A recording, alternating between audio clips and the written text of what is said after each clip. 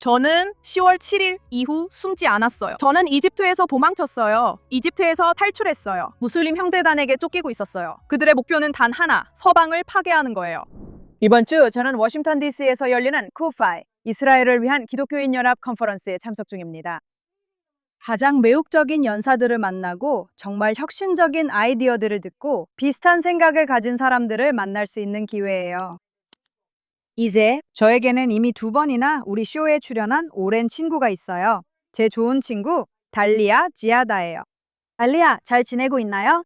당신을 만나 함께하게 되어 정말 기쁩니다. 당신을 만나서 정말 반가워요. 제가 처음으로 인터뷰했을 때 당신은 이집트에서 겪었던 끔찍한 경험에 대해 이야기해 주셨어요. 그때 당신은 사실상 공개적으로 나서서 10월 7일이 나빴다고 말했죠. 당신은 박해를 받았어요. 당신은 그곳을 떠나 미국에 오셨어요. 제가 2번째로 인터뷰했을 때 당신은 중동에 대해 강연하러 대학 캠퍼스에 갔을 때 끔찍한 경험을 했다고 저에게 말씀해 주셨어요.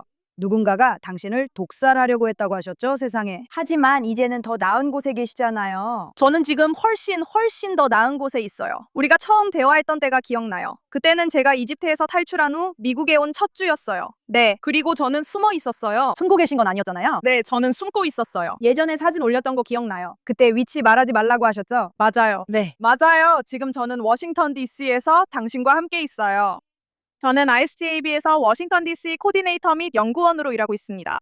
하지만 글로벌 반유대주의 및 정책연구센터에서 일하고 있어요. 올바른 싸움을 하고 정의로운 싸움을 하고 있습니다. 이것은 유대인만이 아닌 반유대주의에 맞서며 자유민주주의를 위한 싸움입니다. 문명을 위해서요. 문명을 위해서. 맞아요. 우파와 좌파의 모든 세력, 그리고 서구 문명을 내부에서 파괴하려는 모든 잘못된 종교적 이데올로기에 맞서 싸우는 것입니다. 저는 이제 이 싸움을 함께하는 놀라운 팀의 일원이 되었다고 말씀드릴 수 있어서 정말 신나요. 그리고 저는 이것이 저만의 복수의 무대라고 느껴요. 이거 요약해줄 한 장면을 말씀드릴게요. 2023년 10월 7일 이후에 저는 도망치고 있었어요. 이집트에서요. 저는 이집트는 건너뛰었어요. 무슬림 형제단에게 쫓기고 있었어요. 살라피스트들에게도 심지어 저를 그렇게 여긴 이집트 동포들과 제 정부까지도 하마스를 비판했다고 저를 배신자로 본 사람들이었습니다. 이것은 2023년 10월 일이었습니다. 시간이 흘러 10월 25일에 저는 제 상사와 함께 백악관을 나서고 있었습니다. 찰스 스몰, 당신이 한 에피소드에서 인터뷰했던 분이죠? 그리고 저희가 백악관의 고위 관계자들과 만난 후에 제가 무슬림 형제단에 대해 작성에 참여했던 보고서를 그들에게 제공했습니다. 그리고 그들은 우리에게 무슬림 형제단을 테러 조직으로 지정할 것이며 그 소식이 며칠 내로 발표될 것이라고 말했습니다. 이걸 상상해보세요. 거의 2년 동안이나요. 어떤 점에서 모든 게 제자리로 돌아온 거죠? 당신을 박해하고 고향을 떠나게 만든 바로 그 사람들이요. 당신도 그 일부였어요. 테러 조직으로 그들이 저를 지정됐습니다. 여기까지 오게 했어요. 여기 백악관에 정말 있으면서 아름다웠어요. 그들과 맞서 싸우고 누구보다 먼저 그들이 지정되는 이 순간에 목격하는 것. 그것은 저는 파리에 온 새를 기억해요. 정말 놀라웠죠. 신께 감사해요. 제 말은 하지만 당신도 그 일부였어요. 저도 그 일부였어요. 그들은 당신을 거기에 계속 두었어야 했어요. 당신이 그들에게 끼친 피해를 봐요. 저는 정확히 알고 있어요. 아마 그들은 지금 후회할 거예요. 저는 그들이 후회한다고 생각해요. 그래요. 하지만 저는 정말 운이 좋아요. 그러니까 저는 제 사람들을 찾았어요. 저를 올바른 방식으로 힘을 실어주고 올바른 일을 할 수 있게 해준 사람들이요. 그리고 이 싸움의 일부가 된 것이 정말 행복해요. 왜냐하면 이것이 제가 항상 믿어왔던 것이거든요. 그러니까. 알죠? 자유민주주의 가치관이요. 그것은 한 곳에만 속한 것이 아니에요. 알죠? 미국에만 속한 것도 아니고 이스라엘에만 속한 것도 아니에요. 자유가 소중하다고 믿는 모든 인간에게 속한 거예요. 알죠? 이게 지금 달리아 씨가 주로 하고 있는 일인가요? 어떤 연구를 하고 계신가요? ISGB에서는 사실 저희가 모든 것을 다 합니다. 우선 ISJB에서 저희의 일이 특별한 이유는 바로 사람들과 연구의 질이에요. 저희는 수십 명의 연구원들로 이루어진 놀라운 팀을 가지고 있어요. 그러니까 40명이 넘는다는 말이에요. 전 세계 각지에서 다양한 배경을 가진 사람들이 모였어요. 다양한 전문 분야의 사람들이에요. 또한 서로 다른 종교적, 문화적 배경을 가지고 있어서 연구를 정말 풍요롭게 해줘요. 그리고 또 한 가지는 연구 결과물의 질이에요. 우리는 단순히 워싱턴 DC에서 모두가 하는 짧은 브리핑만을 만드는 게 아니에요. 혹은 전 세계의 다른 어떤 수도에서 하는 것처럼요. 하지만 제가 직접 눈으로 본 정책 입안자들이 사용하는 수준 높은 학술 연구를 저희는 합니다. 여기. 그리고 그때는 참고로 또한 어디에나 있습니다. 그리고 우리가 아주 좋은 인맥을 가지고 있는 일부 아랍 국가들에서도 마찬가지였습니다. 그들도 갈망하고 있었습니다. 왜냐하면 그들이 얻은 것은 겉면, 즉 표면적인 정보뿐이었거든요. 사람들이 그냥 겉만 핥는 시기였죠. 하지만 우리만큼 깊이 들어가는 사람은 없었습니다. 미국과 다른 서방 국가들을 위협하는 이데올로기를 분석하는 데 있어서요. 중동에서 일어나고 있는 일과 여기에서 일어나고 있는 일을 연결해서 보는 것, 그걸 하는 사람이 많지 않거든요. 특히 반시온주의는 반유대주의가 아니다 같은 주장들에 맞서서요. 사실 반시온주의, 반유대주의, 반미주의는 모두 서로 연결되어 있어요. 저는 우리가 특별한 일을 하고 있다고 믿으며 그 일에 함께 할 수 있어 정말 기쁩니다. 그 사람들이 듣고 있나요, 달리야? 정책 입안자들이 듣고 있나요? 그들이 뭔가 조치를 취하고 있나요? 이제 그들도 위협을 느끼나요? 그래서 사실 듣는 것뿐만 아니라 이제는 미국의 여러 대형 기관에서 인력을 훈련시키기 위해 ISGAB에 오고 있어요. 급진 이슬람주의를 어떻게 다루는지, 곳곳에서 일어나는 시위에 어떻게 대응하는지에 대해요. 이런 구호들이 무슨 의미인지 힌트를 주기 위해서죠. 사람들이 쓰는 구호와 그들이 누구인지, 심지어 분석까지 하면서요. 그러니까 저희가 최근에 막 시작한 프로젝트는 DSA에 관한 거예요. 네. 그리고 민주사회주의자 협회, 실제로 그들이 가지고 있는 단체에 대해서요. 그들은 스스로를 이슬람주의자라고 불렀어야 했어요. 정확해요. 그들은 민주주의와는 아무런 관련이 없고 미국과 서구 세계를 위협하는 이념일 뿐이에요. 그래서 우리는 그런 모든 것에 대해 논의해요. 그리고 그러니까 우리는 그런 모든 것에 대해 함께 일해요. 그리고 정책 입안자들이 듣고 계속 우리에게 찾아오고 있어요. 이제는 더 이상 그렇지 않아요. 이제는 우리가 그들에게 다가가고 있어요. 정보가 그들이 우리에게 들어와요. 들어오고 있어요. 부탁이에요. 이해할 수 있게 도와주세요. 이 문제와 저 문제의 연관성을 파악할 수 있게 도와주세요. 그래서 저는 믿어요. 네, 우리는 마치 제 생각에는 그러니까 이번 행정부가 위험 수준과 위험성을 잘 이해하고 있어 다행이에요. 왜냐하면 만약 우리가 이전 행정부에 그대로 남아 있었다면 지금쯤 우리는 정말 힘든 상황에 처해 있었을 거라고 생각하거든요. 많은 사람들이 그 위협을 보고 싶어 하지 않거나 그 위협이 그들의 관점에 도전이 된다고 생각해요. 아마도 그들만의 시각으로 다른 사람들을 바라보기 때문인 것 같아요. 그들이 어떻게 행동하는지 또는 무엇을 하는지에 대해서요. 많은 사람들은 심지어 다른 사람들도 자신들처럼 생각한다고 믿고 싶어 합니다. 그래서 완전히 다른 가치관이나 이념을 이해하지 못하는 겁니다. 그들은 이해하지 못해요. 문제는 오랫동안 그들이 그렇게 생각해왔다는 거예요. 급진주의 하마스 등 이런 단체들과 이란도 이스라엘의 문제라고 여겨왔다는 겁니다. 네, 혹은 유대인들의 문제라고도요. 네. 그들은 이 증오의 최종 목표가 서방이라는 것을 이해하지 못했어요. 이스라엘만이 아니에요. 유대인들만이 아니에요.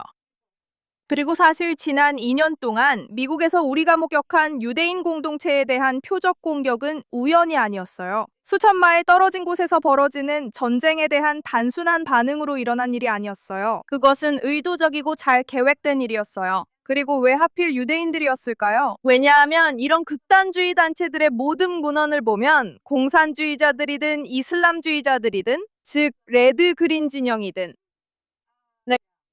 그들의 모든 문헌에서 그들은 하나의 목표를 가지고 있는데 그것은 서방을 파괴하는 것입니다. 그리고 서방을 파괴하기 위해서는 서방이 서 있는 기둥들을 살펴보고 그것들을 하나씩 무너뜨려야 합니다. 가장 큰 기둥은 사실 한때 기독교 이념이었습니다. 이제 기독교 이념은 예전보다 약해졌습니다. 아이러니하게도 오늘날 대부분의 서구는 신을 떠난 상태입니다. 네. 여전히 그렇게 강한 유일한 기둥은 무엇일까요? 집단 정체성에 초점을 맞추는 것인가요? 그런데 그들의 집단 정체성은 종교적인 것뿐만 아니라 자유민주주의적 가치에 관한 것이기도 해요. 그 가치란 바로 자유라는 개념이에요. 그것은 유대인 공동체입니다. 우리가 방해가 되고 있어요. 그들이 방해가 되고 있어요. 그래서 그들을 표적으로 삼고 팔레스타인을 이용하고 소위 팔레스타인 데이를 이용하고 반시온주의와 이스라엘에 대한 증오를 플랫폼으로 삼는 거예요. 정당한 명분이나 정치적으로 올바른 언어를 내세워서 서방이 여전히 굳건히 설 수 있게 해주는 이 유대 공동체라는 기둥을 공격하고 약화시키려는 거예요. 이게 그들의 목표라서 우리가 이런 증오를 본 거예요. 그리고 여기에 덧붙여서 말씀드리자면 지난 1년 동안 우리는 이런 증오에 또 다른 층이 더해진 것을 봤어요. 바로 복음주의 기독교 공동체를 겨냥한 것이죠. 이번 주에 우리는 쿠피에 와 있어요. 이스라엘을 위한 기독교인 연합 쿠피에서요. 제가 생각하기에 무슬림 형제단과 다른 이슬람 세력들도 미국과 이스라엘을 분리하는데 방해가 된다고 지목한 단체이기도 합니다. 그 유대를 분리시키는 것이 바로 이슬람주의에 맞서는 방어력, 방어막을 약화시키는 것이라고 생각합니다. 올해 완전히 표적이었습니다. 물론이고 쿠피 같은 단체들과 다른 단체들도 사실 엄청난 일을 하고 있습니다. 제가 말씀드린 위협을 그분들도 이해하고 있다고 믿어요. 유대인 공동체를 보호함으로써 자신들도 보호하고 있다는 걸 알고 있습니다. 네. 그들은 자신의 나라와 문명을 보호하고 있습니다. 그래서 그들은 이런 위험을 감수하는 거예요. 그리고 물론 이슬람주의자들은 계속해서 이스라엘과 미국 사이를 이간질하려 할 것이고 공산주의자들도 마찬가지입니다. 그들이 서로를 더 강하게 만든다는 걸 알기 때문이에요. 그런데 이스라엘에게 중요한 것이 미국뿐만이 아니에요. 그리고 이스라엘의 힘도 마찬가지고요. 지금의 이스라엘을 보세요. 이스라엘은 중동에서 가장 강한 세력입니다. 정말로 중동에서 가장 강한 힘을 가진 나라입니다. 네. 그리고 미국이 전 세계적으로 중동뿐만 아니라 성공하고 싶다면 가장 강한 세력인 이스라엘 편에 서야 해요. 이스라엘은 미국의 든든한 동맹국이었어요. 정보, 군사, 경제 모든 면에서요. 그리고 그 지역에서 유일한 민주주의 국가예요. 네, 지금은 문제가 있지만 그 지역에서 유일한 민주주의 국가예요. 네. 그래서 이스라엘은 미국에게 똑같이 중요한 나라예요. 그리고 둘 사이를 갈라놓으면 나쁜 사람들이 이기게 돼요. 할리야, 이 지역 전문가시잖아요. 지금 걸프 국가들을 어떻게 보고 계신가요? UAE와 이스라엘 간의 동맹을 어떻게 보고 계신가요? 제 생각에는 지금이 그 어느 때보다 더 강하다고 봅니다. 하지만 사우디아라비아는 아주 제가 말씀드리고 싶은 건 입장이 계속 바뀌고 있다는 거예요. 저는 무함마드 빈 살만이 내부 압박도 받고 있다는 걸 압니다. 이란 전쟁 이후 상황을 어떻게 보세요? 앞으로 무슨 일이 일어날지 확실하지 않은데요. 그리고 걸프 국가들 역시 이슬람 공화국에게 공격을 받았죠. 그렇다면 걸프 내부에서는 무슨 일이 일어나고 있나요? 걸프 국가들의 초점을 맞춰서 말씀해 주세요. 특히 미국, 이스라엘, 이란 전쟁 이후에 일종의 외교적 지진이죠. 네, 정말 많은 변화를 가져올 겁니다. 그리고 이 지진이 어디서 비롯된 건지 아주 간단히 설명드릴게요. 그러니까 걸프 지역은 지난 20, 30년 동안 중동에서 일어난 정치적 사건들에 의해 흔들리지 않은 유일한 지역이었습니다. 아랍해봄을 포함해서 대부분이요. 그들은 바레인에서도 시도했어요. 하지만 사우디가 개입했고 그들은 네, 하지만 제 말은 그곳이 중동에서 가장 안정적인 지역이었어요. 네. 이제 처음으로 그들은 전쟁 한가운데 있어요. 이미 이란이 그들에게 공격을 가하면서 그들은 자신들이 전쟁 속에 있다는 것을 알게 되었죠. 그들은 자신을 방어해야 해요. 그리고 처음으로 그들은 미국이 자신들을 보호하기 위해 어디까지 나설 의향이 있는지 시험해봐요. 미국은 이 시험에서 어떻게 했나요? 매우 형편없었어요. 정확해요. 그리고 그들은 충격을 받았어요. 이제 그들은 이렇게 생각해요. 미국이 우리를 제대로 보호하지 못한다면 우리가 미군 기지를 유치하기 위해 지불하는 돈이 과연 가치가 있는 걸까? 사실 이 전쟁 동안 이스라엘은 미국이 다른 걸프 국가들에게 했던 것보다 아랍에미리트에 더 많은 지원을 해줬어요.